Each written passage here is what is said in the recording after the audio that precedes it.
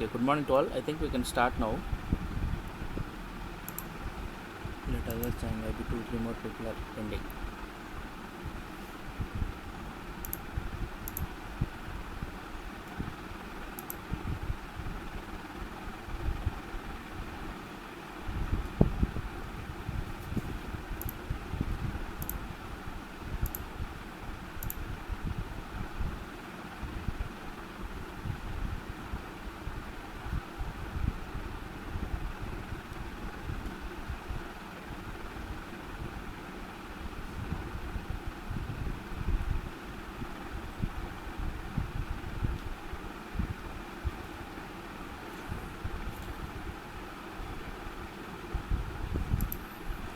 Okay, so we discussed Faraday's law and some problems yesterday. In that, one particular result that we derived is this one: the current in terms of the rotation of a coil. So we have already seen change in the area of the coil or change in the magnetic field, and hence flux is changing. So flux can change because of change in either area of the coil or due to the magnetic field change, and also due to the angle theta change. But when the angle theta change, the coil starts rotating. Theta changes means what is the thing? Theta is initially, for example, when the coil is perpendicular to the field, theta is considered to be 0. When it starts rotating, it can vary from 0 to 180 degree, let us say, complete one full rotation. When it is 90 degree, no flux is through the coil because it is now parallel. So flux cannot enter through the coil. When again it becomes 180, again flux can go through. So based on that, we defined that there is a possibility of generation of alternating current in that case, because there is a periodic variation, because rotation brings in the periodicity. Any rotational motion, can be expressed as this sinusoidal function. So we are getting therefore the current as a sine function of the period of rotation, or to say the other way, it is angular velocity omega.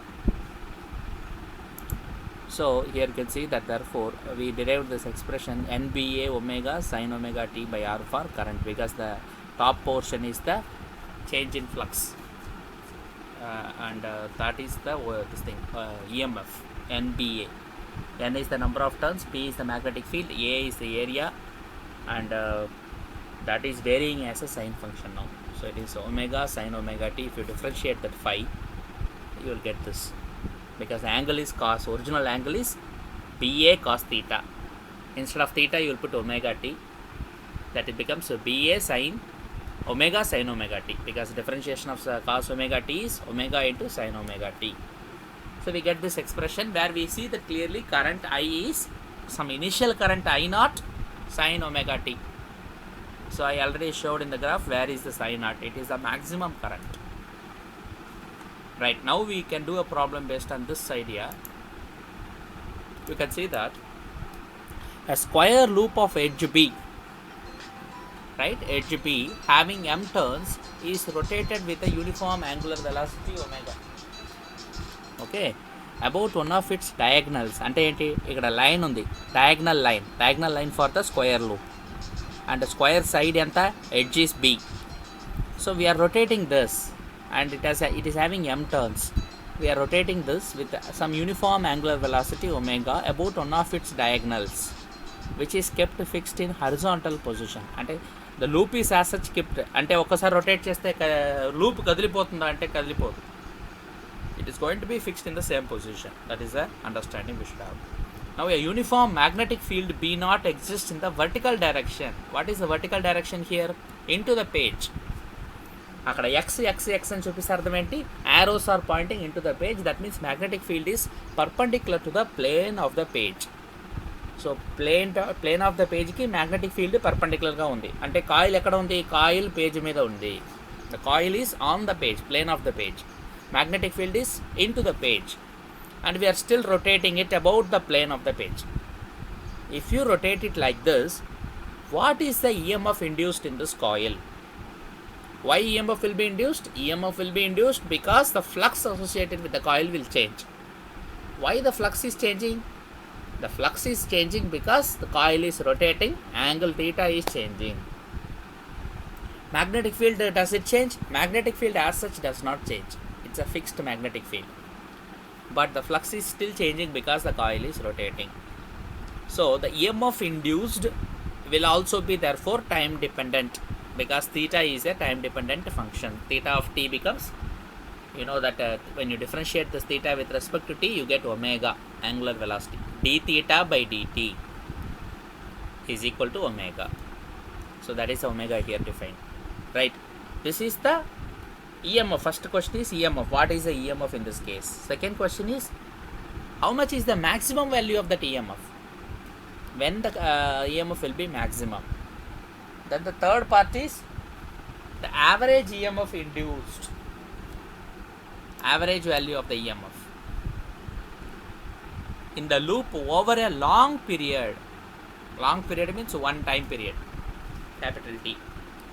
So T and a time period, capital T and a time period, anta time unte duration iste how much is the average EMF nu adugutunnaru. That is the third part of the question.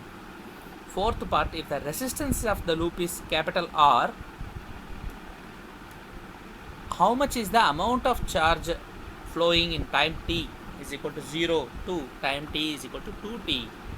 2 time periods lo enta charge flow avutundi aa coil lo. That is the fourth part of the question. And finally, how much heat will be generated in time t is equal to 0 to t is equal to 2t. So heat generated adugutunnaru. These are the 5 different things, ఒక్కొక్కటి linked to the next one అట్లా ఉంది. So last answer we cannot get before doing fourth answer we cannot do before doing third. అలా ఒక్కొక్కటి connected ఇక్కడ కంప్లీట్గా. So first let us deal with the first part, which is simple. That is just the EMF. EMF induced, we know formula, E is equal to minus d phi by dt. So మనం minus d5 by dt use చేసుకొని EMF calculate చేయాలి. కానీ 5 క్వశ్చన్లో డైరెక్ట్గా ఇచ్చారా? 5 డైరెక్ట్గా ఇవ్వలేదు. 5 ఇవ్వలేదు, ఒమేగా ఇచ్చారు. So we have to get 5 from this information. So let us assume that magnetic field ఎంత అని ఇచ్చారు చూడు, uniform magnetic field B0. So magnetic field remains uniform, coil is rotating, flux is changing. Because flux is changing, the coil will try to oppose that change. Therefore EMF that is produced here is minus d5 by dt. So for this EMF, how much is the value? We have to calculate that, minus d5 by dt. How phi will be calculated? Phi is calculated as, we know that it is B0 cos omega t multiplied by the magnetic field multiplied by the area, B squared. Okay, so number of turns here is not n. See, the confusion here you may get is the number of turns is given as m here in the question, so you have to get the formula accordingly. So first part you see, initially what will happen, the plane of the loop is perpendicular to the field, that is this position what is shown in the diagram. But when you rotate, the plane will rotate into the page.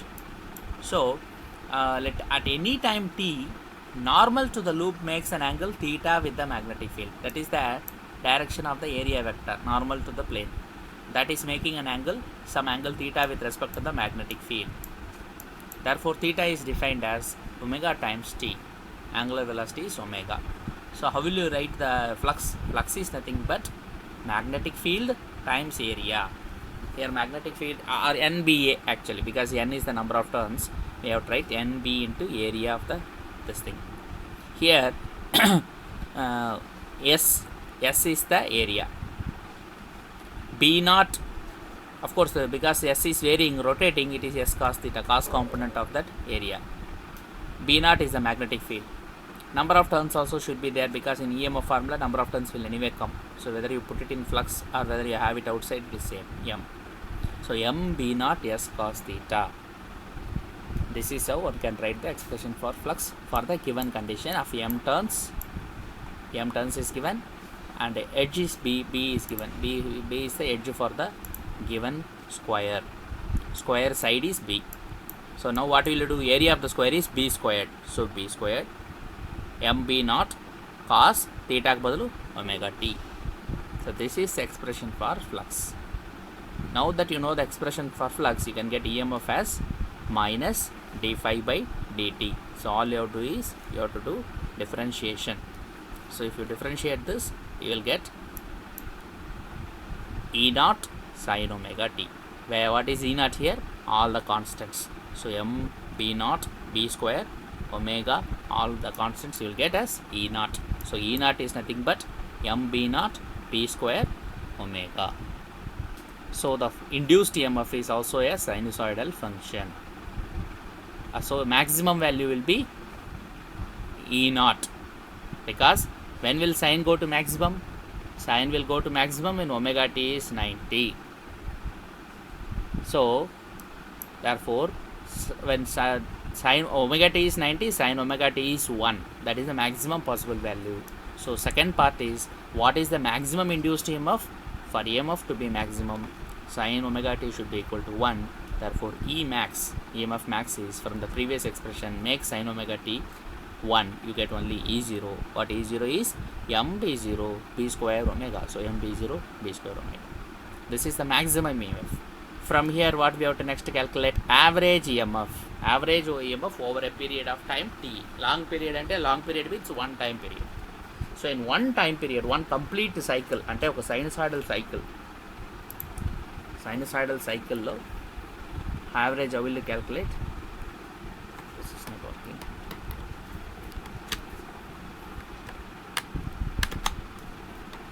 Okay. So one cycle, in one complete cycle, what is the average EMF? Because EMF also is varying as a sine function. So this is EMF, this is time. So this is a sine function. The maximum value is E0. We have calculated this now. Now what is the average value? The average value can be of any sinusoidally varying function is given as E average is equal to, you have to integrate the maximum value, right, with respect to this E dt over the entire for the given time. That is E dt integral dt. This is how you can calculate average for this. Next unit we will be studying this in more detail. So this integration will give you average voltage, because for a sine function, how will you get the average? This is the expression for getting the average. So here this is what dt integral is going to be, just t. Upper limit is t, lower limit is 0, so t minus 0 is t. So denominator you will get 1t. So this is 1 by t. 1 by t integral of E is what? E0 times sine omega t. So E0 is a constant, you can take it out because it is maximum value of EMF. Then you can integrate 0 to t of sine omega t dt. Now here sine omega t dt is what? Sine omega t dt is going to be 0. Why? Because sine omega t dt, if you integrate it, you will get minus cos omega t, that is omega, minus omega cos omega t. But there if you put t, capital T, because omega is 2 pi by t. So 1 by t is 0 minus cos omega t. If you differentiate this, you will get this.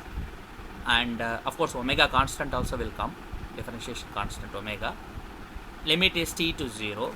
If you do 1 by t is 0 minus omega, cos omega t is cos 2 pi by capital T into t బదులు t capital T substitute చేస్తారు. So ఇది cancel అయిపోతుంది. Next limit 0. So effectively what you will get over entire cycle is minus of minus is there already. So you will get cos 2 pi is minus omega, then minus of another minus omega, because 0 is cos 0 is 1. So again minus omega. So minus of minus is plus. So omega minus omega plus omega both will cancel.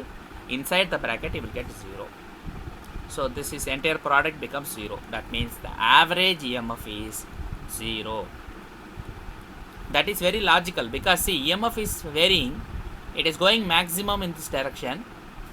The same way it is going maximum in the negative direction.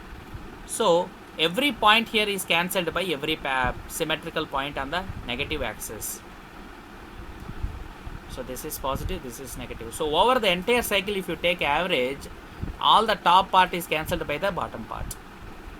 Therefore, the average should be 0 only. So E average is given as E bar is equal to 0. That is the result we can get for E average. So if you integrate the whole thing, you are getting 0.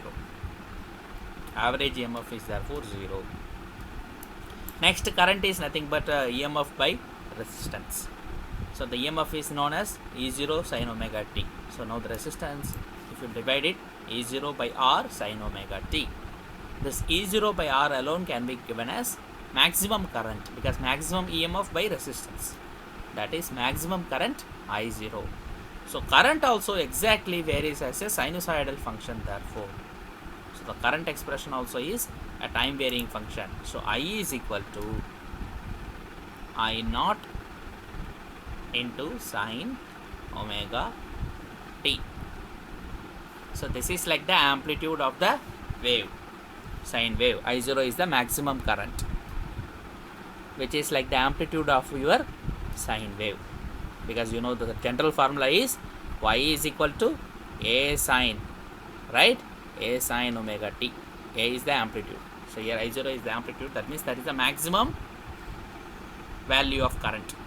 Of course, when you studied sine wave, you must have studied this as maximum displacement, right? Amplitude is nothing but maximum displacement. Here this is because of current expression, this is maximum current. So this is also a sine function where the peak is corresponding to I0. So the current expression is I naught sin omega t. Now next charge they are asking. So we can calculate the charge. The charge is nothing but current times the time. For time 0 to 2t, what is the charge? Current, if you integrate, again you will get 0. Because I is again another sine function. Integrating will again produce a cos function. Again you will get 0 only. Like this integral, this also will go to 0. But finally, what is the fifth point they are asking? How much is the charge? Heat produced. Okay. Heat produced is nothing but I square RT formula. I square RT, if you use instead of this thing, V square by R you can use. So here H is equal to V square or EMF square divided by resistance into time. I square RT formula, Joule's law of heating, we have studied in electricity. Same formula is used here. So heat is equal to 0 to 2t of E squared by R dt, which is equal to E squared is nothing but epsilon naught squared sin square omega t dt. So you are getting E naught squared by R into integral 0 to 2 pi sin square omega t dt. So if you integrate this part, you will get t by 2. You will get 2t and 2 to 2 in the so 2t by 2 you will get a overall t. 2 and 2 will cancel. You will get E naught square t by R.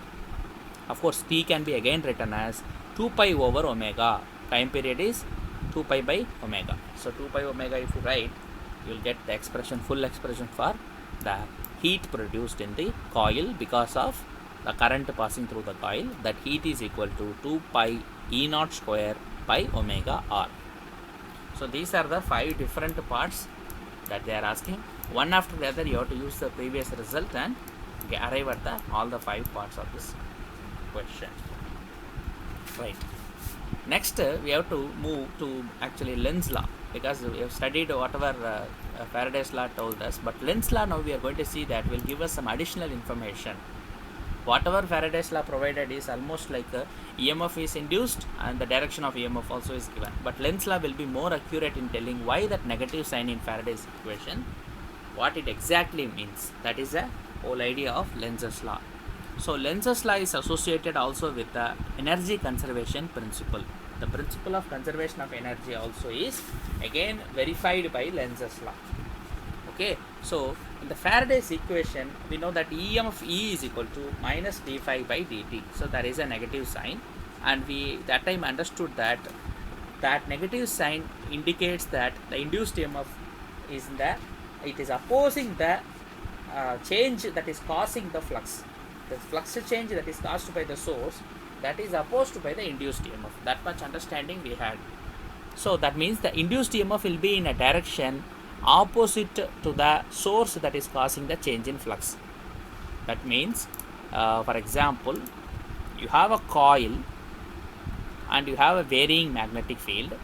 Let us say non-uniform magnetic field you have on the coil, and if you of course move the coil also, some current will be induced. What will be the direction of the magnetic field produced by this current? That is the question. That is given by our simple Faraday's law. E is equal to minus d phi by dt means this negative sign tells me that the field that is produced will try to oppose the change that is causing this. That is, the flux change is caused by another field. That will be opposed by the magnetic field produced by this coil. This portion is given by the Faraday's law. Now Lenz's law is further amplifying the same thing by telling that the Faraday's equation of electromagnetic equation describes the direction in which induced EMF drives the current. Because in a circuit, EMF is just the force, electromotive force. And what can this force give? It is giving a potential, and this potential means it is the ability to drive current. So some current should go in the circuit. So it is an ability to drive the current in the circuit. So in order for the charges to move in a particular direction in this loop, the motion is caused by this electromotive force. That is why it is called motive force. The charge motion is caused by this force. But I told that in reality it is not a force, it is actually some potential. That means it is actually not the force, it is actually like an energy that is stored in the circuit. So that much is given by the Faraday's law. Now, therefore, in the Lenz's law, it is just not an independent principle, it is an associated principle of Faraday's law. That is, it is just giving an additional information. Lenz's law cannot be considered as a separate law. It is like an annex to the Faraday's law. So, exactly what it tells is that the direction of the magnetic induction effect, that is the electromotive force, EMF that is induced in the circuit, is such that it is to oppose the cause of the effect. What is the cause of the effect? What induced the EMF in the first place? That is the cause. What caused the induced EMF? The cause is either change in magnetic field, or a rotation of the coil, or a movement of the coil. Either way, a flux will be changing. Because of that, there is going to be an induction. So the EMF is induced because of some change, and therefore the direction of this EMF will be so as to oppose the cause. The cause that caused the direction, the change in the flux. So this is how we have to understand the Lenz's law. So again you read that Lenz's law states that the direction of any magnetic induction effect, that means you can remember it as EMF, is such as to oppose the cause of the effect. What is effect here? Effect is the induction, EMF. What is the cause? Some change in the flux. So the change in flux causes EMF. So here cause and effect, you have to understand. Cause and effect. What is the cause? Flux change. What is the effect of the change? Induced EMF. Now what is the direction of this induced EMF? It is opposite to the flux change, because it has to oppose the cause. So its direction is therefore to oppose the cause. That is the whole idea of Lenz's law.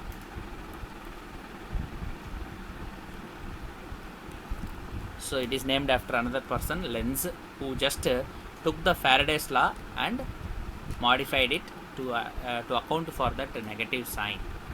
So the meaning of the negative sign is actually law called Lenz's law, and this Lenz's law or Lenz's law actually should be pronounced as Lenz's law, but people say Lenz's law, Lenz's law. So the Lenz's law is nothing but it is an associated principle of the Faraday's law.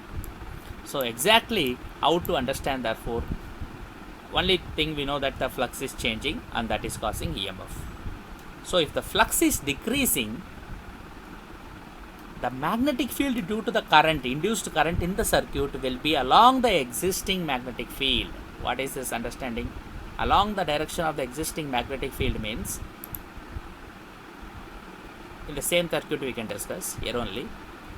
I already mentioned that the flux is changing. This is not working today, this one.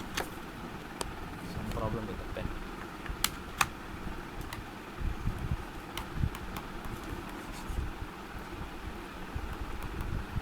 It's not recognizing.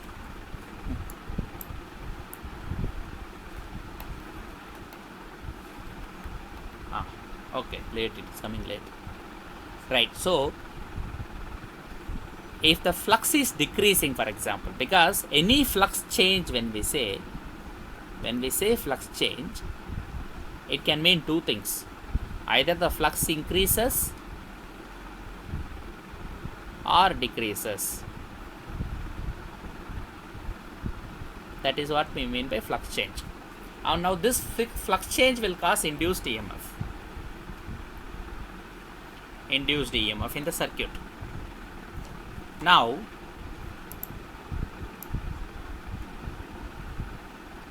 this induced EMF will cause current in the circuit. See the chain effect here. Induced EMF will cause some current in the circuit because charges will move. And now when current is moving in a circular loop, it will again produce a magnetic field.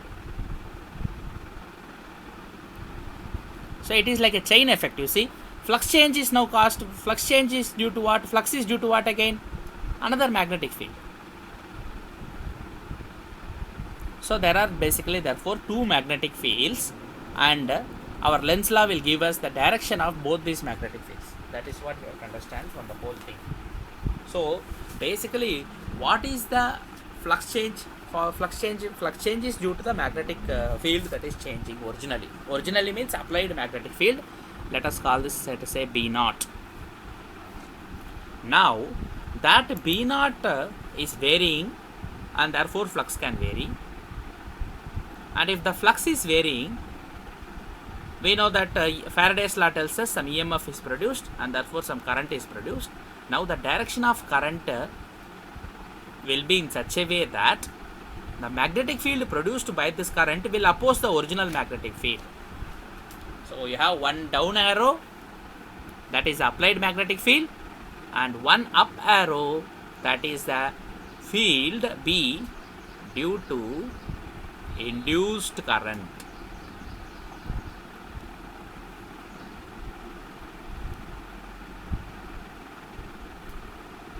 B naught applied field. One is the applied, the other one is the induced. Now to make things clear, therefore there is a negative sign. What does it mean? Therefore flux change, we say that induced EMF is equal to minus negative of this thing, flux change, rate of change of flux. This is Faraday's law. Now this minus sign should be understood. What is the meaning? Simply to say opposing is not good, because we say flux change, which is a broad term. The flux can either increase or flux can decrease. So further, to understand the direction of the induced current, Lenz law clarifies the Faraday's law. How it clarifies? It tells that if the flux is decreasing, then the magnetic field due to the induced current will be in the direction of the original magnetic field. So the directions are same when flux is decreasing. That means this case is when flux is increasing. This is the case when flux is increasing. But when flux is decreasing, actually, that means flux change means flux can also decrease. So when flux decreases, both B naught and B are in the same direction. B induced, they are in the same direction. So this is when flux decreases. So this is how we can understand that.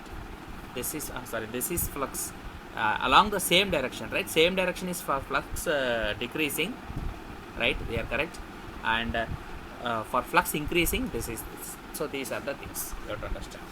So as flux increases, that is also flux change, that will cause EMF. As flux increases, that is also flux change, that will cause EMF. But the direction in both these cases are going to be opposite. In one case, direction is opposite to the direction of the applied field, and in the second case, the direction is along the direction of the applied field. So we have to remember that flux is decreasing, that means that they should be in the same direction, because it is not opposing now. Why it is not opposing? Because it is flux is decreasing now, but when flux is increasing, it is trying to oppose the cause. This is the cause here. So this is the cause, this is the effect. This is the cause, this is the effect. Here by decreasing, what we mean? Cause is decreasing, that is flux is decreasing.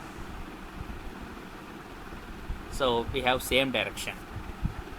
Cause is decreasing, so it is cooperating with the cause.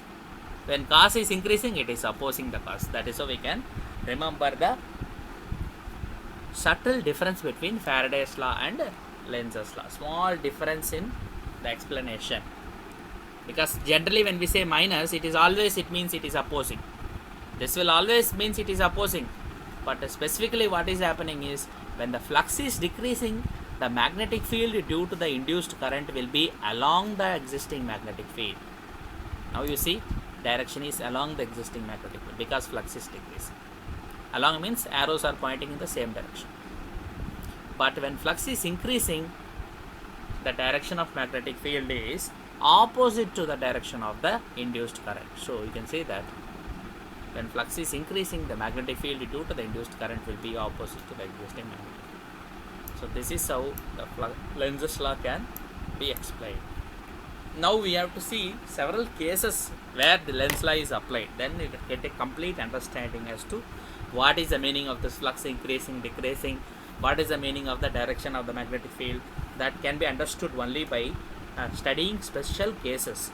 So now we are going to study a series of cases only to understand Lenz law fully. Let us deal the first case.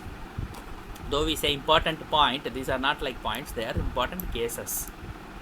How we can apply Lenz law in real situations. What is the meaning of flux change? What is the meaning of flux increasing? What is the meaning of flux decreasing? Then how can we identify the magnetic field produced, the direction of the magnetic field? This is the consideration now. So first you consider the conducting loop here. There is a conducting loop, square loop, and the arrow is pointing in the direction of motion of the loop. We already know there is a magnetic field, fixed magnetic field, indicated by the dots. అక్కడ dots వరుసగా ఉన్నాయి కదా, అది fixed magnetic field. Direction of this magnetic field is Poynting. Rakesh Rakesh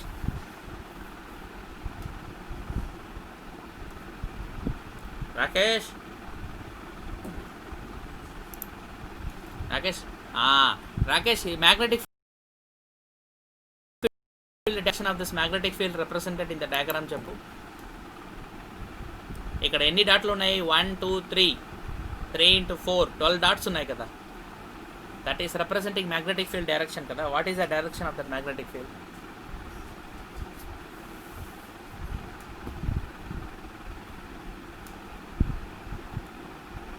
Rakesh, with respect to the plane of the page, what is the direction of the magnetic field అక్కడ? ఎవరు చెప్పగలుగుతారు? రాహుల్, నువ్వు చెప్తావా? రాహుల్ చెప్పేస్తాడు చూడు. Rahul,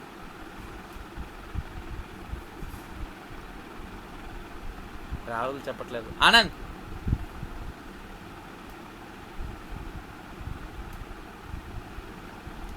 direction of the magnetic field చెప్పు. ఇక్కడ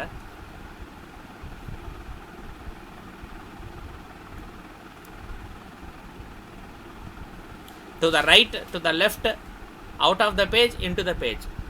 4 చాయిస్లు.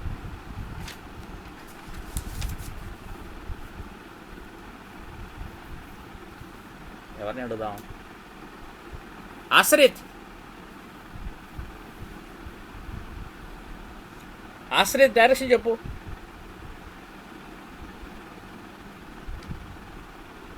Out side of the పేజా?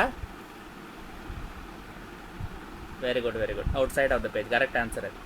అక్కడ యారో మీరు గుర్తుపెట్టుకోవాలి. నేను ఫస్ట్లోనే చెప్పాను, రాహుల్కి ఒకరోజు స్పెసిఫిక్గా చెప్పాను, నేను మర్చిపోయాడు. ఓకే, మైక్ కట్ చేసాయి. సో అక్కడ arrow is pointing towards you. Point మీకు ఒక పాయింటే కనిపిస్తుందంటే యారో టిప్ని చూస్తే ఎలా ఉంటుంది? యారో టిప్ని మీరు చూస్తే ఎలా ఉంటుంది? మీ ఫింగర్ టిప్ని చూస్తే మీకు ఒక డాట్లా ఉంటుంది. యారో టిప్ అయితే ఒక పాయింట్లా ఉంటుంది. పాయింట్ అంటే అర్థం ఏంటి? ఇక్కడ పాయింట్ ఒక సర్కిల్ అంటే అర్థం ఏంటి? Arrow is pointing towards you అంటే outside of the page. Magnetic field direction is pointing out of the page. ఇంతకుముందు చూడండి, ఎక్స్ చూపించాం ప్రీవియస్ ప్రాబ్లంలో.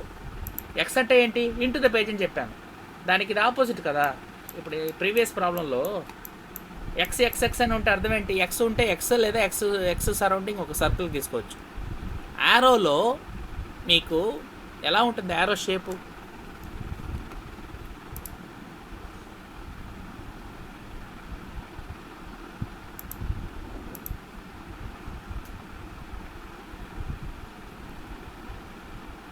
యారో వెనక ఎలా ఉంటుంది? ఎక్స్ ఉంటుంది కదా. ఇప్పుడు ఎక్స్ ఉంటే అర్థం ఏంటి? మీరు యారో వెనక చూస్తున్నట్టు అంటే magnetic field is pointing in. Dot ఉంటే సర్కిల్ ఉంటే out, pointing out towards you, pointing out towards you.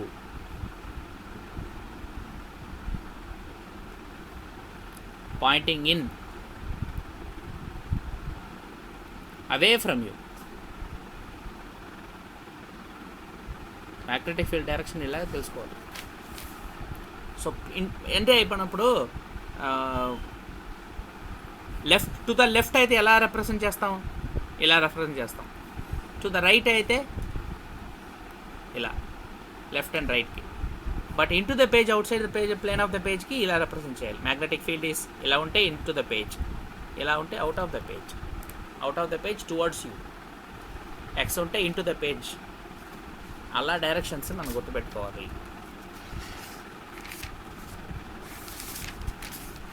Right, slow అండి.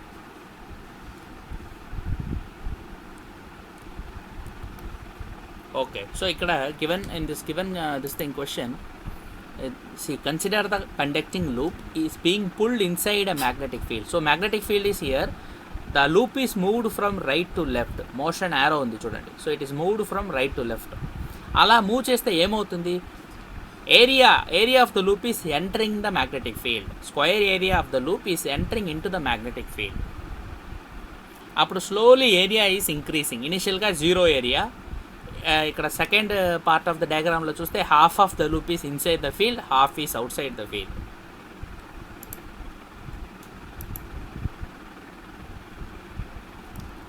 సో మీకు ఏరియా అంటే ఎక్కడ ఉంది? ఇది area of the loop. So ఇక్కడ ఫస్ట్ పార్ట్ ఆఫ్ ద డయాగ్రామ్లో మీకు entire area is out side the magnetic field. ఎందుకంటే మ్యాగ్నెటిక్ ఫీల్డ్ ఇక్కడతో ఆగిపోతుంది. ఇక్కడ నుంచి ఇక్కడ దాకానే మ్యాగ్నెటిక్ ఫీల్డ్ ఉంది. ఇక్కడ రైట్ సైడ్ నుంచి ఈ లూప్ ఎంటర్ అవుతుంది. ఇక్కడ no area is covered by the magnetic field. So flux ఇక్కడ చేంజ్ అవ్వదు, జీరో. కానీ ఇక్కడ half the area is inside the field, other half is outside the field. Square loop. So we can say that the magnetic flux through the loop is increasing slowly, and hence the field produced by the induced current in the loop will oppose the magnetic field. ఇప్పుడు మిమ్మల్ని direction చెప్పమంటే, current direction చెప్పమంటే ఎలా చెప్తారు నాకు చెప్పండి. ఇప్పుడు ఒకటి అర్థమైందా మీకు? ఫ్లక్స్ చేంజ్ అవుతుంది. See, in the case lo flux is increasing. First case, let us write here.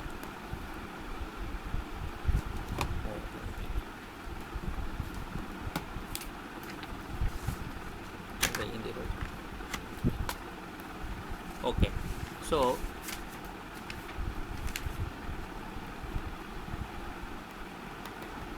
okay, flux is increasing. Okay, first case is flux is increasing.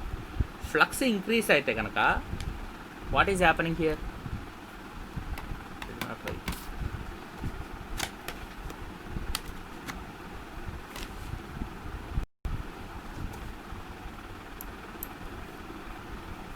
Okay, flux is increasing. కదా. Slowly as the loop enters the field flux is increasing. Flux increase అయితే ఇందాకనే చూసాము, flux increase అయితే ఏమవుతుంది, magnetic field produce అవుతుంది. దేంట్లో, ఈ లూప్లో కూడా. లూప్ వల్ల మ్యాగ్నెటిక్ ఫీల్డ్ మళ్ళీ ప్రొడ్యూస్ అవుతుంది. ఆ మ్యాగ్నెటిక్ ఫీల్డ్ అనేది అప్లైడ్ మ్యాగ్నెటిక్ ఫీల్డ్కి అపోజిషన్ ఉంటుంది. మనకు లెన్స్లో అదే చెప్పింది. సో ఇక్కడ అప్లైడ్ మ్యాగ్నెటిక్ ఫీల్డ్ ఎలా ఉంది, అవుట్ ఆఫ్ ద పేజ్. ఇందాకనే ఆన్సర్ ఇచ్చి చెప్పాడు అవుట్ ఆఫ్ ద పేజ్ అని. అయితే బాలాజీ ఈ స్క్వయర్ లూప్లో ఫ్లక్స్ ఇంక్రీజ్ అవ్వడం వల్ల మ్యాగ్నెటిక్ ఫీల్డ్ ప్రొడ్యూస్ అవుతుంది. ఆ మ్యాగ్నెటిక్ ఫీల్డ్ డైరెక్షన్ ఎలా ఉంటుంది బాలాజీ? ఇప్పుడు చెప్పు నువ్వు. అప్లైడ్ మ్యాగ్నెటిక్ ఫీల్డ్ ఇందాకనే ఆన్సర్ ఇచ్చి చెప్పాడు మనకు అవుట్ ఆఫ్ ద పేజ్ అని. ఆ డైరెక్షన్ బట్టి మనం అవుట్ ఆఫ్ ద పేజ్ అని చెప్పొచ్చు. ఇప్పుడు ఇది అప్లైడ్ మ్యాగ్నెటిక్ ఫీల్డ్ B0 అంటున్నాను నేను. ఇప్పుడు ఈ స్క్వైర్ లూప్లో ఒక మ్యాగ్నెటిక్ ఫీల్డ్ ప్రొడ్యూస్ అవుతుంది. ఎందుకని, flux is changing. Flux change అవ్వడమే కాదు, ఫ్లక్స్ ఈజ్ ఇంక్రీజింగ్ అని స్పెసిఫిక్గా చెప్తున్నాం మనం. సో ఫ్లక్స్ ఇంక్రీజ్ అయ్యేటప్పటికి ఒక మ్యాగ్నెటిక్ ఫీల్డ్ ప్రొడ్యూస్ అవుతుంది కదా ఈ లూప్లో. లూప్ వల్ల ఒక మ్యాగ్నెటిక్ ఫీల్డ్ ప్రొడ్యూస్ అవుతుంది. ఎందుకని మనకు తెలుసు, ఫారడేస్ లా ఎలా చెప్తుంది మనకు, ఫారడేస్ లా చెప్తుంది ఇండ్యూస్డ్ ఈఎంఎఫ్ ఉంటుంది. మా induced EMF is nothing but -dφ/dt. Flux change అవుతుంది కాబట్టి ఈఎంఎఫ్ ప్రొడ్యూస్ అవుతుంది. ఈఎంఎఫ్ ప్రొడ్యూస్ అయితే కరెంట్ ఉంటుంది. కరెంట్ ఉంటుందంటే మ్యాగ్నెటిక్ ఫీల్డ్ ఉంటుంది. సో ఈఎంఎఫ్ నుంచి మనం current in the loop gives rise to another magnetic field B. So మన అప్లైడ్ మ్యాగ్నెటిక్ ఫీల్డ్ B0 అయితే, ఇండ్యూస్డ్ మ్యాగ్నెటిక్ ఫీల్డ్ B అయితే, with respect to the applied field B0 induced magnetic field B direction ఎలా ఉంటుందని అడుగుతున్నాం.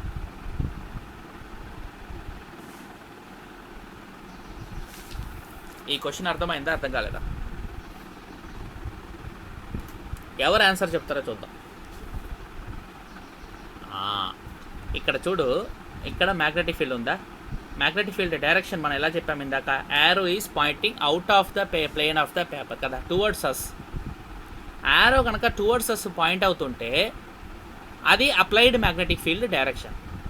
ఆ magnetic ఫీల్డ్లో ఒక వైర్ని మనం స్క్వేర్ షేప్లో బెండ్ చేసిన వైర్ని కరెంట్ లూప్ అంటాం. ఆ లూప్ని మనం ఆ మ్యాగ్నెటిక్ ఫీల్డ్లోకి తీసుకెళ్తే ఆ లూప్లో ఒక కరెంటు ఫామ్ అవుతుంది అని ఫారడేస్లా చెప్పింది మనం. కరెంట్ దేనివల్ల వస్తుంది, ఇండ్యూస్డ్ ఈఎంఎఫ్ ఉంటే కరెంట్ ఉంటుంది. ఇండ్యూస్డ్ ఈఎంఎఫ్ దేనివల్ల వస్తుంది, ఫ్లక్స్ చేంజ్ అవ్వడం వల్ల. అంటే number of lines flowing through that circular loop is, the square loop is changing. ఎందుకంటే ఇనీషియల్గా ఏ లైన్ లేదు, ఇక్కడ 0 ఫ్లక్స్ లైన్స్, 0. ఇక్కడ half area is covered with magnetic field, half is not covered with magnetic field. తర్వాత పూర్తిగా తీసుకెళ్ళిపోతాం ఒక స్టేజ్లో. Third stage చూస్తే మీరు ఇందులో పూర్తిగా లూప్ మ్యాగ్నెటిక్ ఫీల్డ్లో ఉంటుంది. ఫోర్త్ స్టేజ్ గీస్తే బయటకు వచ్చేస్తుంది. Direction of motion from right to left ఉంది కాబట్టి నెమ్మదిగా ఆ స్క్వేర్ లూప్ని మీరు లెఫ్ట్ హ్యాండ్ని మీరు ఇలా హరిజాంటల్గా పెట్టుకొని మీ రైట్ హ్యాండ్ని అలా ఒక్కసారి రైట్ టు లెఫ్ట్ మీరు తీసుకెళ్ళగలిగితే మీకు అర్థమవుతుంది మనం ఏం చెప్తున్నాం అని. అంటే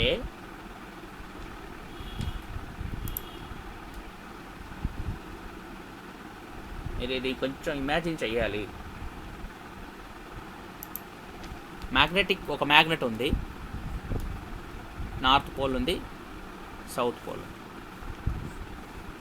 మ్యాగ్నెటిక్ ఫీల్డ్ లైన్స్ ఎలా ఉంటాయి ఇందులో, ఇలా ఉంటాయి. నిన్న కూడా ఇలాంటి ప్రాబ్లమ్స్ చేసాం ఫారడేస్లలో కూడా. సపోజ్ మీరు ఒక స్క్వేర్ లూప్ని ఈ మ్యాగ్నెటిక్ ఫీల్డ్లో ఒక స్క్వేర్ లూప్ని తీసుకెళ్తున్నారు. ఫస్ట్ మీరు బయట ఉన్నప్పుడు no flux is passing through the φ is 0. ఎందుకంటే మ్యాగ్నెటిక్ ఫీల్డ్ లెఫ్ట్లో ఉంది, ఇక్కడ ఏం లేదు. So flux is 0. తర్వాత ఈ లోపలికి వచ్చింది, ఫుల్గా లోపలికి వచ్చింది. అఫ్కోర్స్ సగం లోపలికి వస్తుంది ఒక స్టేజ్లో, ఆ తర్వాత ఫుల్ లోపలికి వస్తుంది, ఆ తర్వాత బయటకు వచ్చేస్తుంది. బయటకు వస్తే అగైన్ φ ఈజ్ 0. సో లోపల ఉండగా ఫ్లక్స్ కూడా గ్రాడ్యువల్గా ఇంక్రీజ్ అవుతుంది. ఫస్ట్ ఎడ్జ్ మాత్రం ఉంది ఫ్లక్స్ ఇక్కడ లెఫ్ట్ సైడ్లో ఉండగా, రైట్ సైడ్లో ఉండగా, ఆ తర్వాత హాఫ్, ఆ తర్వాత full. So flux is gradually increasing, అంటే d∅dt ఉంది, d∅dt. సో ఈఎంఎఫ్ ప్రొడ్యూస్ అవుతుంది ఇందులో, ఈ సర్క్యులర్ స్క్వేర్ లూప్లో. ఈఎంఎఫ్ ఉంటే కరెంట్ ఉంటుంది, కరెంట్ ఒక లూప్లో ఉంటే మ్యాగ్నెటిక్ ఫీల్డ్ ఒకటి ప్రొడ్యూస్ అవుతుంది. సో ఈ అప్లైడ్ మ్యాగ్నెటిక్ ఫీల్డ్ పైనుంచి కిందకు వచ్చేది మన B0 అంటే కనుక ఈ B డైరెక్షన్ అడుగుతున్నాం. ఇప్పుడు అర్థమైందా నీకు? ఇది ఫస్ట్ కేసు, మనం లెన్స్లో అర్థం చేసుకోవడానికి ఇది చాలా ఇంపార్టెంట్. సో ఇందాక నేను చెప్పాను కదా, ఫ్లక్స్ ఇంక్రీస్ అయితే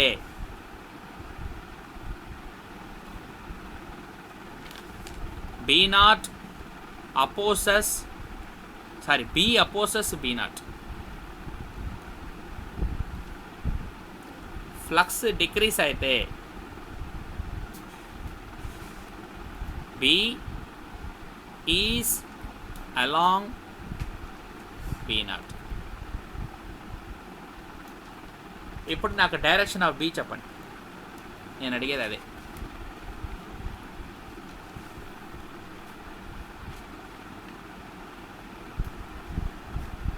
అర్థమైందా బాలాజీ?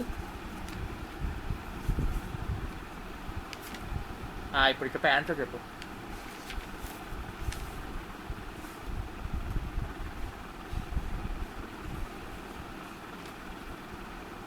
వీణా,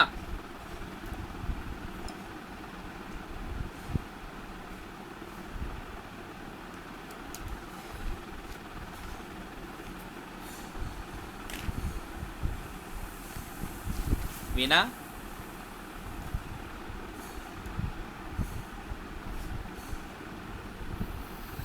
ఎవరు చెప్పగలుగుతారు ఆన్సరు? సంయుక్త నువ్వు చెప్పు.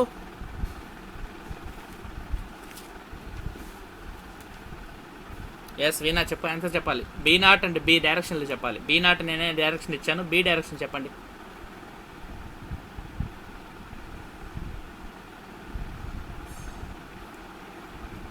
తేజశ్రీ ఉందా? తేజశ్రీని అడుగుదాం. Tejasri,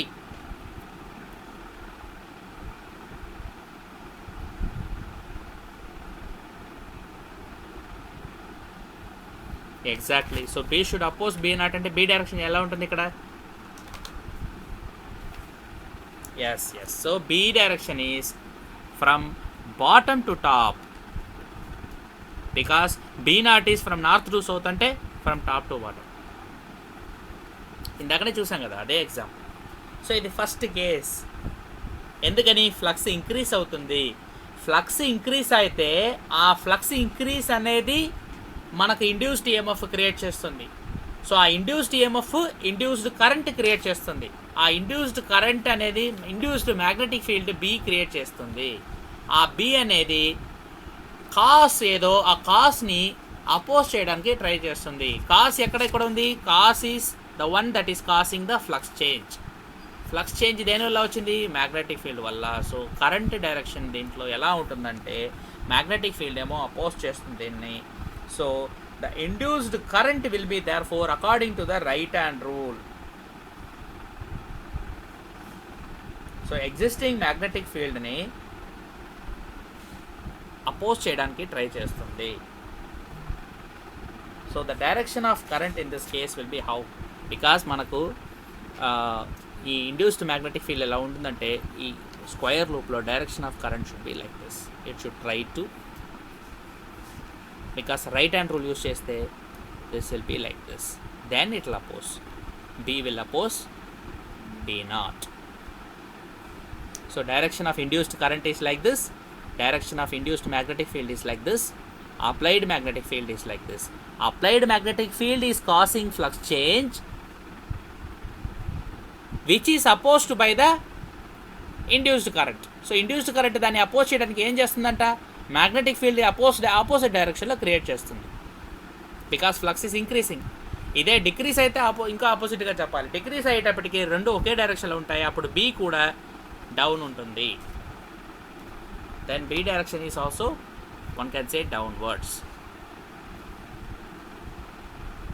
right? So this is how we can understand the Lenz's law. First case అయిపోయింది. నెక్స్ట్ కేస్ చూద్దాం.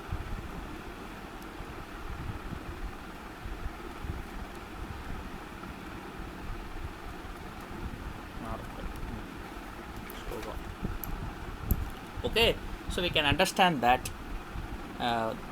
the current direction and the magnetic field direction based on this. Next చూడు, consider a loop is being pulled out of the magnetic field. ఇప్పుడు అటుపక్క నుంచి బయట తీయాలి కదా లూప్ని, రైట్ నుంచి తీసుకువస్తే మ్యాగ్నెటిక్ ఫీల్డ్ రీజియన్ ఎంటర్ అయింది లూపు. మ్యాగ్నెటిక్ ఫీల్డ్ రీజియన్లోనే కొంతసేపు ఉంటుంది because it is moving with some velocity. After some time it is going to come out of the magnetic field. Magnetic field నుంచి బయటకు వచ్చేటప్పటికి ఫ్లక్స్ అనేది decrease అవుతుంది. Flux decrease అయ్యే టైంకి ఏమవుతుంది, ఫ్లక్స్ డిక్రీస్ అయితే మ్యాగ్నెటిక్ ఫీల్డ్ డైరెక్షన్ మారుతుంది అప్పుడు. So the magnetic field produced by the loop at that time will be different because flux is now decreasing.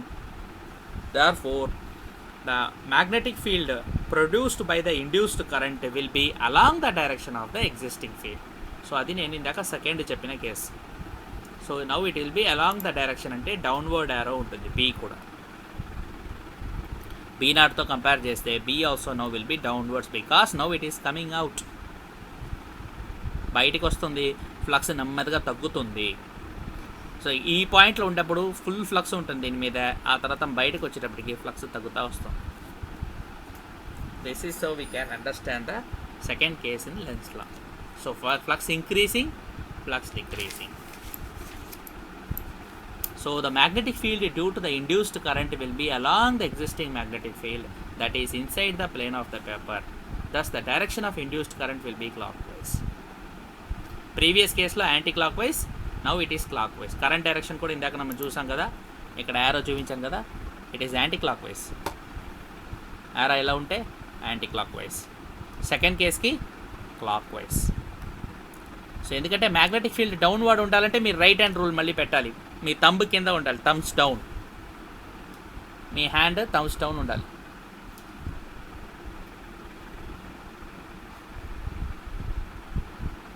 Current thumb down అంటే that is the direction of the magnetic field now because current is going in curling fingers clockwise. Thumbs down, ఇది thumb. So this is how you can understand the direction of induced current and induced magnetic field. Next let us consider a loop placed near a current carrying wire. ఇక్కడ ఒక wire ఉంది, current carrying wire with current I, దాని పక్కనే ఒక loop పెడుతున్నాం. మనం ఇంతకుముందు ఒక ప్రాబ్లం చేసాం based on just Faraday's law, that is how much is the flux this year. Flux problem ఒకటి చేసాం ఇలాంటి దాంట్లో. How much is the flux through this loop, we calculated that time, remember that problem. అప్పుడు కూడా ఈ formula use చేసి calculate చేసాం, B dot DA చేసాం. ఏరియా మొత్తం ఇంటగ్రేట్ చేసి మనం ఫ్లక్స్ క్యాల్కులేట్ చేసాం, total flux through this loop. So this is like that. ఒక కరెంట్ వైర్ ఉంది, పక్కనే స్క్వేర్ లూప్ ఉంది. Now what is the magnetic field due to this wire at a distance X from the wire. Wire నుంచి X దూరంలో a magnetic field ఉంటుంది మనకు బయర్ట్స్ అవ్వట్లా అప్పటి నుంచి చూస్తున్నాం ఈ expression. B is equal to μ0I/2πr or 2πx. ఇక్కడ this is the expression. Now you can see that the magnetic field produced at any point x is proportional to the current passing through the wire. So magnetic field B is proportional to the current I. Therefore flux is proportional to magnetic field. So the flux through this square loop is proportional to the magnetic field which is proportional to I. Right? So if suppose if the current in this wire is increasing, then what will happen? Current increase aithe I increase aithe flux increase avutadi. Flux increase అయితే magnetic field produced in the loop, square loop will be in which direction? Because B direction, original direction B ఎలా ఉంటుంది, మీ right hand rule use చేస్తే into the page ఉంటుంది. So X, that is the direction of the magnetic field produced by the wire. But if the flux is increasing, what will happen? The current produced in the square loop should be anti-clockwise. ఎందుకని? Anti clock wise డైరెక్షన్లో మీకు current ఉంటేనే మీకు applied magnetic ఫీల్డ్ని induced magnetic field oppose చేస్తుంది. అప్పుడు direction of the induced magnetic field is pointing out of the page. ఎందుకు pointing out అంటున్నా, ఇక్కడ applied magnetic field is pointing in. Current increase అయ్యేసరికి ఫ్లక్స్ ఇంక్రీస్ అవుతుంది. సో ఇంతకు ముందు కేసులో ఏరియా చేంజ్ అయింది, అందువల్ల ఫ్లక్స్ మారింది. ఇక్కడ కరెంట్ ఇంక్రీస్ అవుతుంది, దానివల్ల ఫ్లక్స్ మారుతుంది. So current when it increases, magnetic field is changing, flux in the loop is changing, and the flux in the loop will change. How it will change? Because flux is increasing, because current is increasing, the induced EMF or the induced current will produce a magnetic field that will oppose the magnetic field that is causing the flux change. So flux change ni cause chese magnetic field capital B. Let us say induced magnetic field B induced. B induced will be therefore pointing out of the page. So మీరు ఇక్కడ క్లియర్గా రెండు magnetic field గుర్తుపెట్టుకోవాలి. Okay, so ఒక్క magnetic field into the page. ఆ magnetic field దేనిలో వస్తుంది? ఇక్కడ మీరు రైట్ హ్యాండ్ రూల్ అప్లై చేస్తారు దానివల్ల. Okay, so delete this one.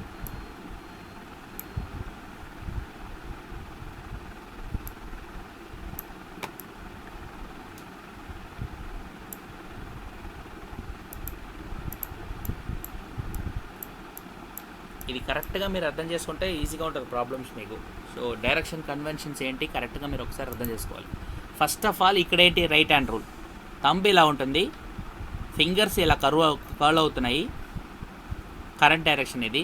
So magnetic field is into the page. So ఇక్కడ ఇంటూ ద పేజ్.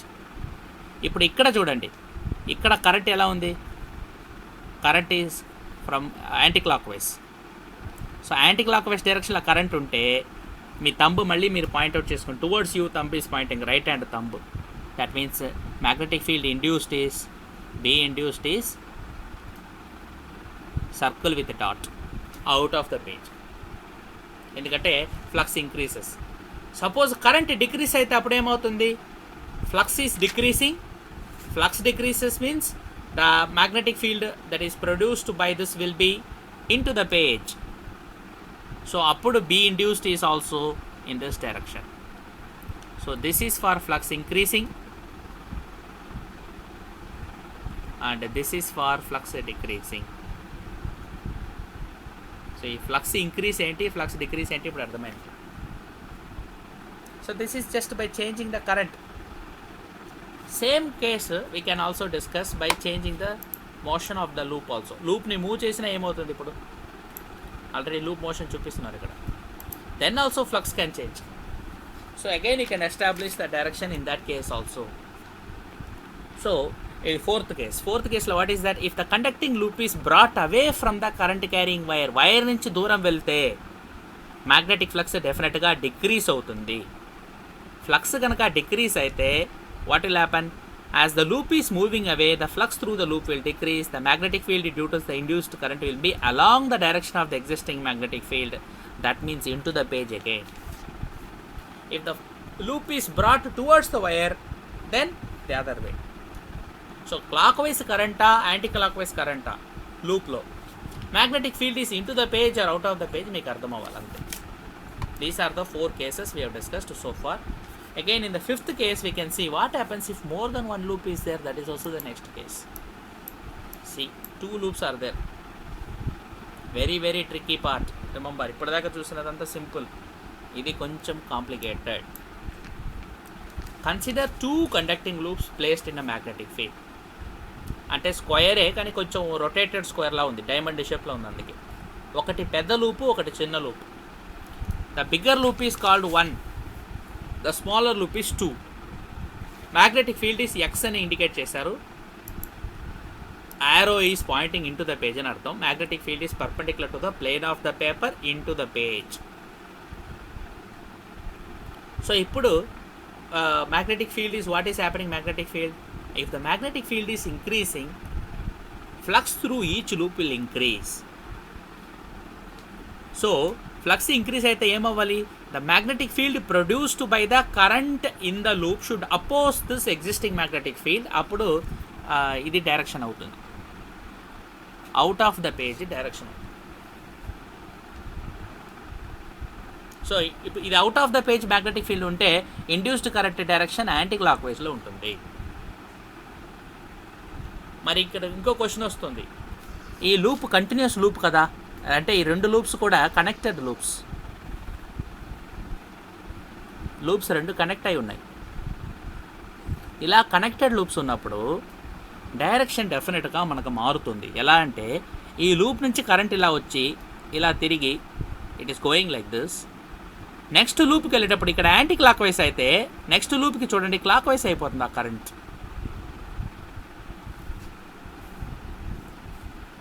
ఇప్పుడు సెకండ్ లూప్కి మీరు ఇదే రూల్ అప్లై చేయాలంటే మీకు ఆపోజిట్ డైరెక్షన్స్ వస్తాయి. దాన్ని ఎలా అర్థం చేసుకోవాలి? అప్పుడు ఒకటే మనం 2 లూప్స్ ఉన్నప్పుడు ఏది పెద్ద లూపో చూసి పెద్ద లూప్ డామినేట్ చేస్తుంది చిన్న లూప్ని. సో పెద్ద లూప్లో మ్యాగ్నెటిక్ ఫీల్డ్ ఏం ప్రొడ్యూస్ అవుతుందో అది ఫైనల్ని తీసుకోవాలంతే. To avoid confusion we have to always consider when there are 2 loops, the magnetic field, induced magnetic field produced by the larger loop should be considered. Because పెద్ద లూప్కి area ఎక్కువ ఉంటుంది, దాంట్లో flux change ఎక్కువ ఉంటుంది. The area is more, flux change is more. So d5 by dt దేనికి ఎక్కువ ఉంటుంది? It will be larger for this loop compared to this loop. So దీనికి φ1 ఫ్లక్స్ చేంజ్, దీనికి φ2 ఫ్లక్స్ చేంజ్ అని తీసుకుంటే d1 by dt is larger than d2 by dt. So the induced current direction will be determined by the larger loop, not the smaller loop. Smaller loop satellite లాగా. Satellite అంటే అర్థం ఏంటి? మన earth ఎలా తిరుగుతుందో moon ఇండిపెండెంట్గా తిరగడానికి అవుతుందో? అవ్వదు కదా. It has to go around the earth only. Earth is like satellite for the sun again. So earth will follow the sun. Sun move అయ్యే కొద్దీ ఎర్త్ కూడా సన్తో పాటు మూవ్ అవుతూ ఉంటుంది. సో అవి ఇండిపెండెంట్ కాదు. అలాగే when you have 2 loops, the smaller loop is not independent, so it is connected to the larger loop. Current direction కానీ మ్యాగ్నెటిక్ ఫీల్డ్ డైరెక్షన్ కానీ లార్జర్ లూప్ బట్టి మనం చెప్పాలి. సో ఆటోమేటిక్గా మనకు యాంటీ క్లాక్ వైజ్ డైరెక్షన్లో ఇండ్యూస్డ్ కరెంట్ ఉంటుంది larger లూప్లో. వన్స్ ఆ కరెంట్ డైరెక్షన్ ఫిక్స్ చేస్తే స్మాలర్ లూప్లో క్లాక్ వైజ్ డైరెక్షన్లోనే కరెంట్ ఉంటుంది. మీరు ఇండిపెండెంట్గా చూస్తే మరి లెన్స్లా ఇక్కడ వైలేట్ అవుతున్నట్టు ఉంది కదా అంటారు, కానీ మనం ఇది ఇండిపెండెంట్ కాదు, ఇది కనెక్టెడ్ లూప్. ఇక్కడ కనెక్షన్ ఉంది చూడండి.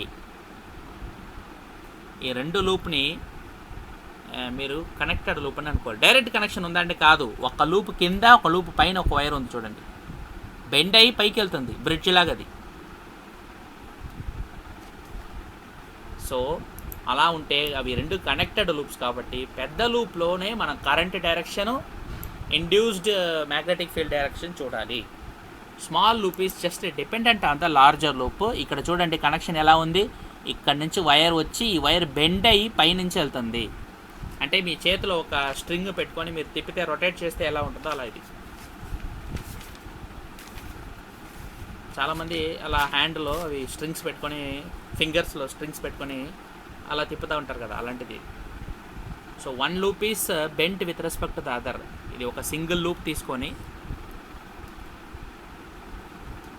మీరు ఈ హాఫ్ని folding towards this side, the other half is folding towards the other side అని అనుకోవచ్చు. అలా రొటేట్ చేస్తే ఈ లూప్ వస్తుంది, ఈ కరెంట్ లూప్ మీకు. అప్పుడు ఏమవుతుంది, ఈ పోర్షన్ ఇక్కడ కట్ అవుతుంది వెళ్ళి. So it will form a diamond shape like this. ఈ పోర్షన్ ఇక్కడ బెండ్ అయింది కిందకి. So it is form a larger diamond here. This is how you can understand these 2 loops. Then the current direction Lenz law should be applied for the larger loop, not the smaller loop,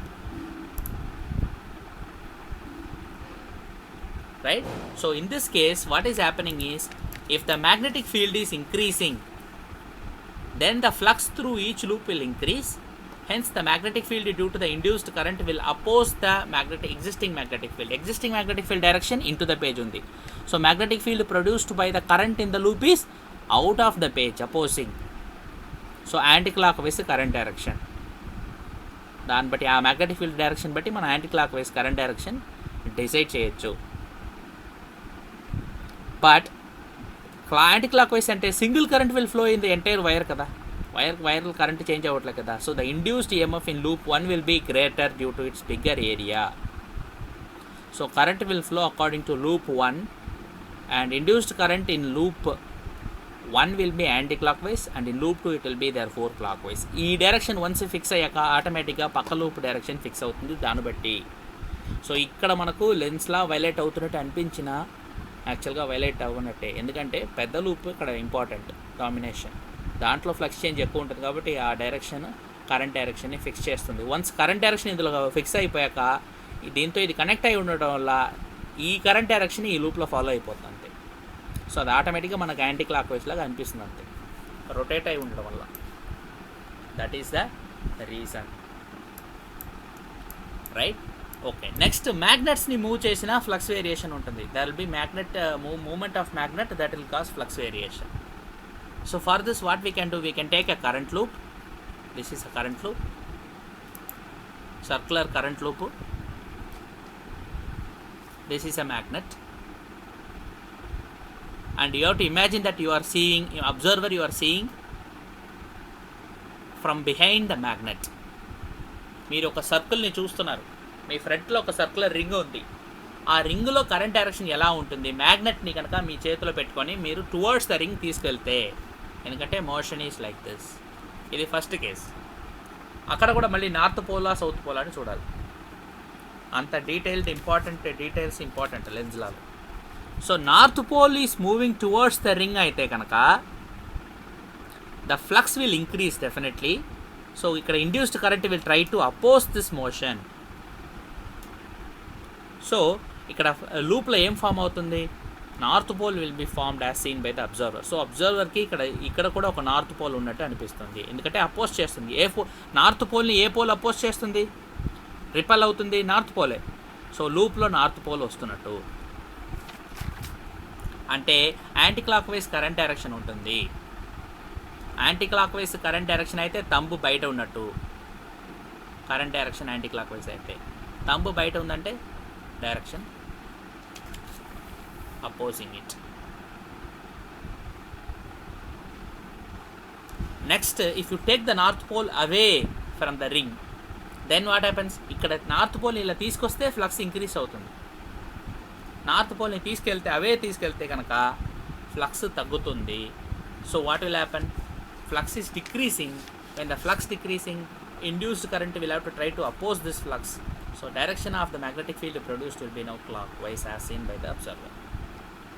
so ఇది magnet motion వల్ల వచ్చే flux change and induced EMF due to that.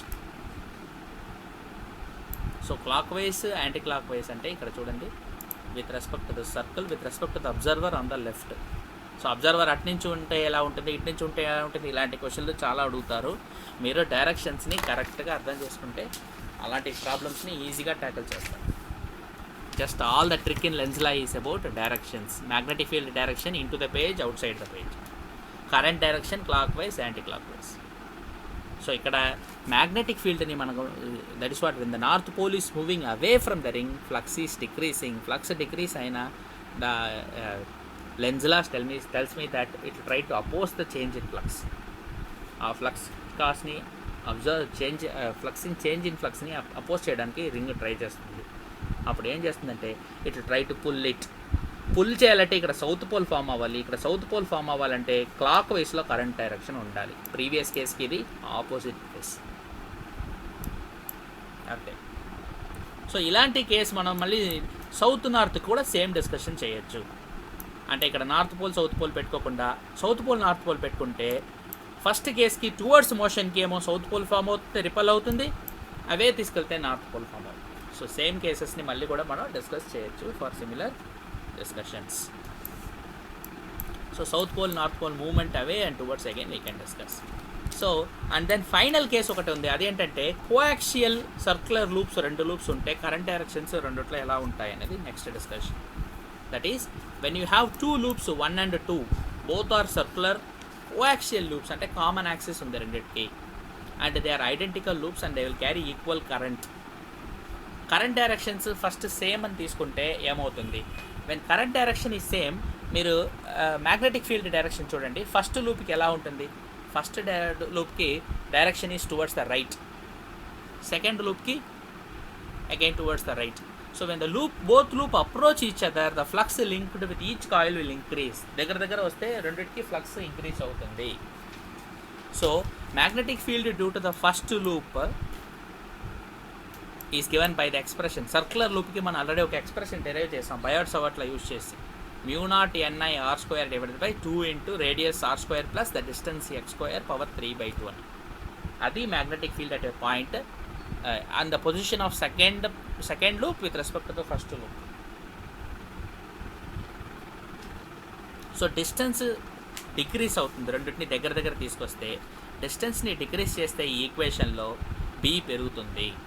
B if it is increasing, flux is increasing, flux increase అయ్యే కొద్దీ ఆ ఫ్లక్స్ ఇంక్రీస్ని oppose చేయడానికి second loop దాని current మార్చుకుంటుంది.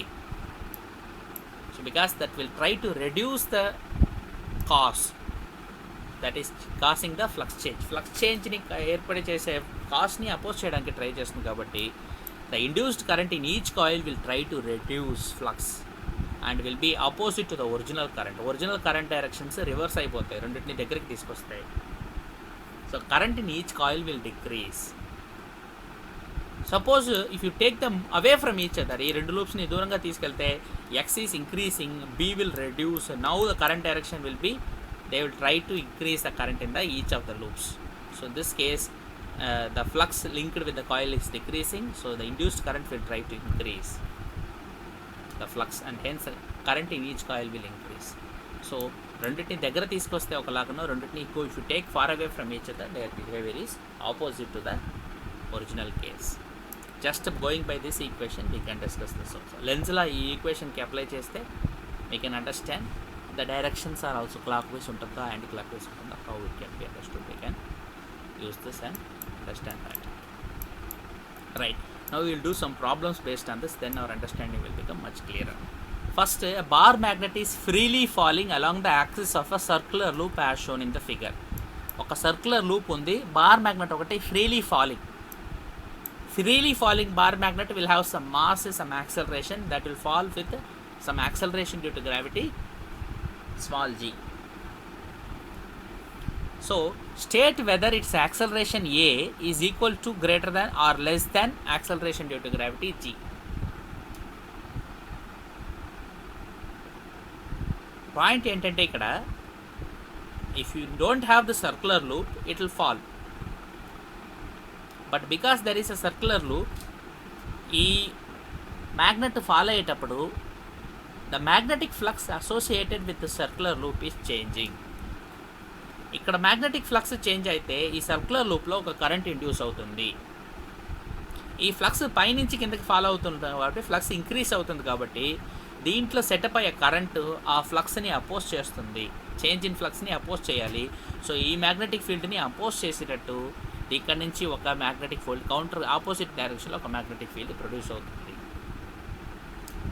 So because of that the acceleration of this bar magnet will reduce, it will be less than g. So ఒరిజినల్గా follow అయ్యేటప్పుడు ఒక యాక్సలరేషన్ g అయితే కనుక ఇక్కడ కింద లూప్ ఉండడం వల్ల ఆ g అనేది కొంచెం స్లో అవుతుంది కాబట్టి the acceleration of the bar magnet a will be less than g acceleration due to gravity. So freely falling అంటేనే మనం g యాక్సలరేషన్తో ఫాలో అవుతుందని తెలుసు మనం, కానీ అది లూప్ లేనప్పుడు ఒక్కసారి ఇక్కడ లూప్ ఉంటే కనుక లూప్ దగ్గరికి వచ్చేటప్పటికి ఈ మ్యాగ్నెట్ స్లో అవ్వాలి. ఎందుకు స్లో అవుతుందంటే కింద నుంచి induced current or induced EMF will produce a magnetic field that will oppose this field. ఎందుకంటే ఫ్లక్స్ ఇంక్రీస్ అవుతుంది, ఇక్కడ కూడా చూడండి flux increase will cause opposite direction magnetic field. Negative sign in Faraday's law and Lenz's law, అది గుర్తుపెట్టుకుంటే we can easily do that. So because according to Lenz's law whatever may be the direction of the induced current it will oppose the cause. Cause ఏది ఇక్కడ a falling magnet. So here the cause is the free fall of the magnet and so the induced current will oppose it and then acceleration of the magnet will reduce, so it will be less than g. Right, so this is how we can understand. So దీన్ని ఇంకో రకంగా కూడా అర్థం చేసుకోవచ్చు, alternate method of understanding the same thing.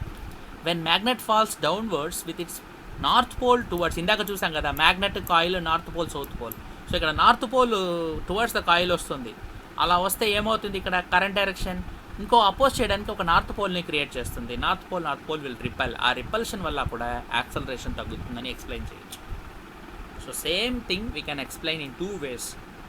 One is direct application of Lenz law, the other one is the argument that opposite pole will be created here. both arguments are valid, both will lead to the same conclusion that the acceleration will slow down.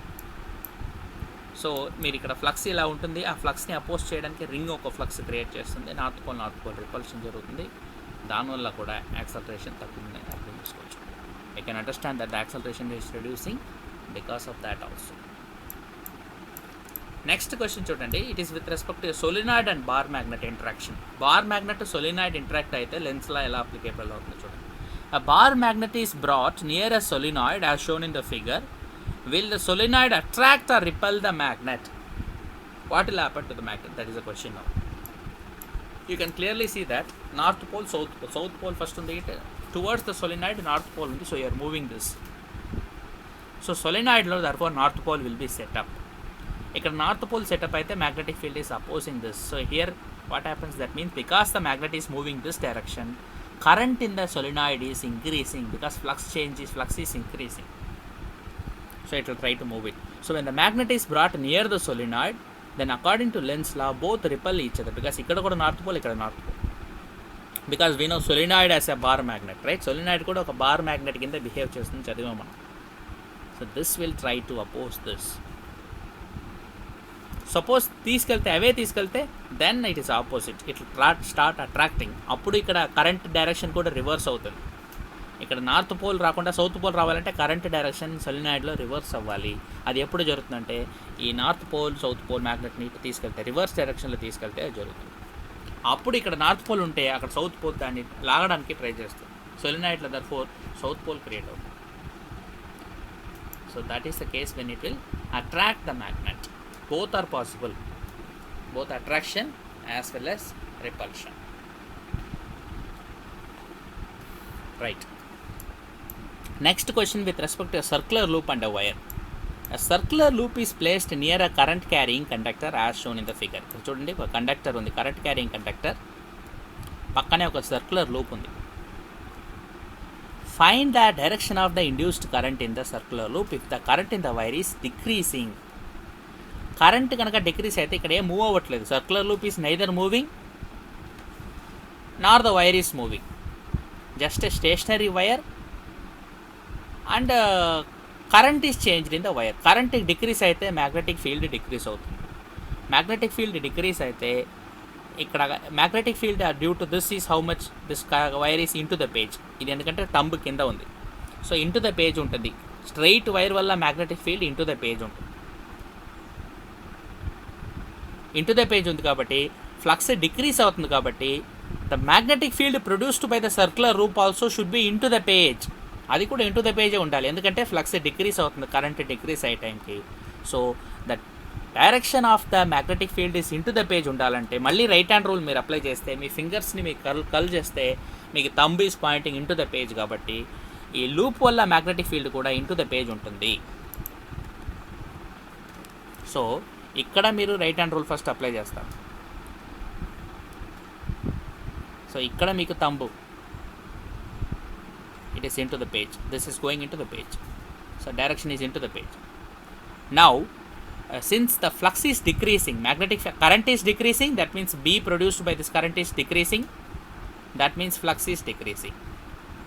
If the flux is decreasing, then we know that Lenz's law tells us that the magnetic field produced by the loop should also be along the direction of the original magnetic field. So that also is into the page. Both magnetic fields now will be in the same direction. So if this magnetic field has to be into the page, that means the current has to be like this. That is the clockwise. So that is the conclusion we can give for a circular loop when it is placed near a current carrying conductor. Current suppose increase అయితే opposite, obviously current increase, if the current is increasing, direction is not changing, current direction is still downwards. But if the current is decreasing, then this Lenz's law will tell me that it will point out of the page. If it has to point out of the page, then automatically the current direction will reverse. So here only one case, in the question there is only one case that is asked, so we can conclude that it is clockwise. The answer for this is therefore clockwise. Okay, so this is how we can use Lenz's law for various situations to understand the direction of currents and magnetic fields. So మీకు ఇలాంటి problems జనరల్గా Lenz's law మీద అడగచ్చు. because so far whatever Faraday's law problem we have covered, everywhere we have been able to calculate induced EMF, induced current, and even heat generated. All these are related parameters once you know E is equal to minus d phi by dt, and phi is equal to B dot A. But exactly that minus sign, it is completely explained by only Lenz's law. So these are the different types of problems. Of course, some more problems we have to do. I will do it tomorrow. We have another few problems on this Lenz law only. So we will continue to discuss some more problems on Lenz law, and then we will move to the concept of self-induction. So tomorrow we will discuss the further problems with respect to directions of different loops and all, some more applications there. Once we finish the application, we can go to the concept of self-induction, because there are two other important topics in this unit. They are self-induction and mutual induction. Lot of applications are there in transformers and all. So we will continue our discussion tomorrow. Today I will stop here.